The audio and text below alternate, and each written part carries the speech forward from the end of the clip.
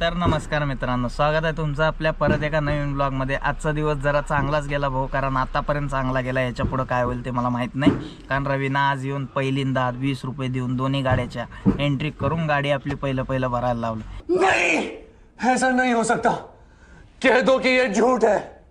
ते नंतर बोलू। आजचा दिवस सकाळी भाऊ गाडीत डिझेल वगैरे नावाशिवाचं पण टाकून निघालेलो भिवंडीवरनच, कारण पुढे मी डिझेल कुठं टाकत नाही, फक्त रानाळमध्येच टाकून निघतो आपलं।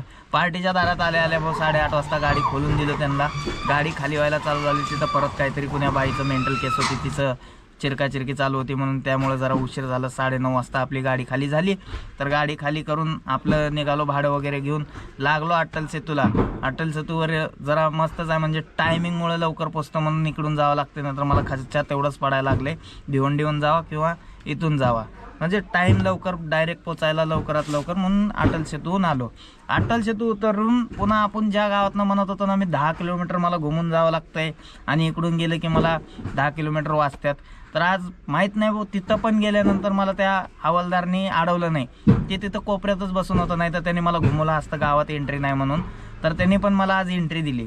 तर गावातून गाठलो, थोडा फार रस्ता म्हणजे 1-2 किलोमीटर खराब आहे, त्याच्या पुढं रोड पूर्ण चांगला आहे। इकडून गेलं तर सकून वाटतंय जरा, म्हणून ह्याच रोडनं गेलो जरा पुढून, पटपट आलो कंपनीत। आल्या भाऊ रवी आपली गाडी भरायला लावलेलं, त्यानं एंट्री देऊन आज लवकरात लवकर त्याची बी गाडी भरायला लागली। त्याची आता अर्ध्याच्या वरी गाडी भरली आहे, आपली गाडी आता अर्धी भरली आहे, त्याची पूर्ण वरी आली आहे। आता गेले त्यानं बाहेर, बघू आता ह्याच्या पुढं भावानं काय होतंय काय नाही।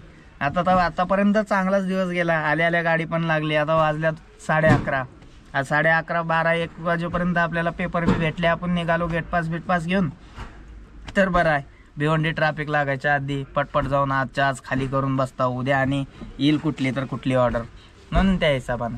नाही तर उशीर झाला ना मग हे 6 वाजता तिथले पण माणसं निघून जातात, म्हणून जरा लवकरच जावं म्हणतो आम्ही पण। आणि कसं आहे, तिथल्या पण माणसाला 6 वाजेपर्यंत काम राहतंय, ते लोक पुन्हा निघून जातात, मग आपली गाडी डायरेक्ट उद्याच खाली होते, आणि ते पण येतात त्यांनी 9:30-10 वाजता येणार। मग भाऊ टाईमपास होणार ना दुसऱ्या भाड्याला, उद्या कुठल्या पार्टीला गाडी द्यायचं म्हणलं तर मग मला दिवसभर रेकडावं लागेल, त्यांना पण बिचारं वाट बघून हैराण होणार, ट्रॅफिक लागणार पुन्हा, म्हणून जरा लेट पाठवणार। तर चला बघू ह्याच्या पुढं भाऊ, आता भेटू काय होणार काय नाही। तर आपल्या गाड्या वगैरे भरून झाल्या भावांनो, आता निघालो आपण भिवंडीच्या रस्त्याला। गेट पास तर गाडी भरायच्या आणि गाडी बांधायच्या अगोदरच आमच्या दोघाचा बी गेट पास आला। रवीनं जाऊन गपचूप मध्ये तिथं साईन केला, माझी पण त्याची पण, म्हणला टाइमपास करायचं नाही, पटापट जायचं, म्हणजे आता या वर्षी भाऊची पगार वाढवावा लागेल मला। अरे देवा देवा देवा, मैं तो तेरे को हरामी समझता था, तो राम निकला रे, देव माणूस निकला रे। पुढच्या दिवाळीला वाढवतो, आता चांगलं काम केलंय, आजच्या दिवस केलाय म्हणून नाही, पुन्हा पुढे असंच जर काम करत राहिलं तर वाढवा म्हणतोय। इतना मेहनत करने के बाद में मिला क्या, गाय का चारा। तर चला आपल्या गाड्या वगैरे तर निघाल्या, आता पोटा पाण्याचा बघावा भाऊ।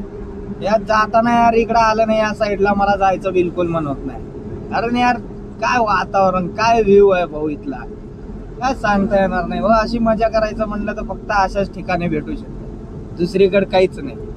फक्त एक आधार राहिला एवढा की या साईडला घुमायचं फिरायचं म्हणलं ना तर मस्त यावं लागतंय असं फ्री, कुठलं काम वगैरे काय राहू नये। शनिवार राहावं बस, शनिवार राहिला असताना आमची अर्धी नाईट गेला असती इथं म्हणायला, पण काय करणार, नाईटवर तर काय करायचं, इथं काय पाऊस वगैरे नाही, पावसाळा राहिला असता तर गोष्ट वेगळी, पण त्या टायमाला कामं भरपूर होते, ट्रॅफिक अशी लागायची, पटापट पळायचा मोसम व्हायचा।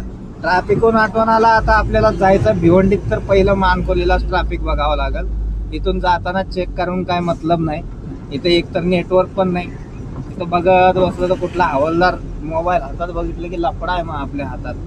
मग आपल्याला आता सरळ मानकोली, म्हणजे इथून बाहेर निघालं की थोडा वेळ थांबून बघावं लागेल मानकोलीचं जाम कसं आहे काय नाही। तर चला भावानं भेटून भिवंडीत गेल्या, इथं आलो एकदाच लावली साहेबाची गाडी आमच्या, कारण साहेबाला भरायला जायचा, गाडी भरायला आलो का आमची इकडं यांची इकडं।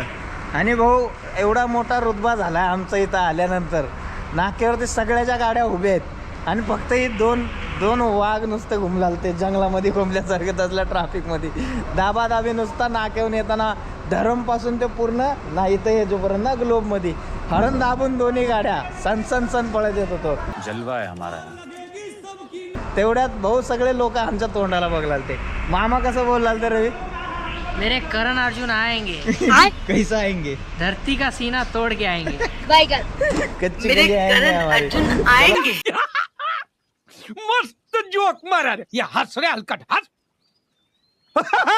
साहेबाची गाडी खाली करून पाठवतो पटमन, आपल्याला खाली करून घरलाच जायचं डायरेक्ट. ये आएंगे मरते मरते अभी अपने को मिलेंगे फिर क्या करेंगे अगले ब्लॉग में. क्या चला मग भेटू भावानो आता पुढच्या ब्लॉग मध्ये. नमस्कार.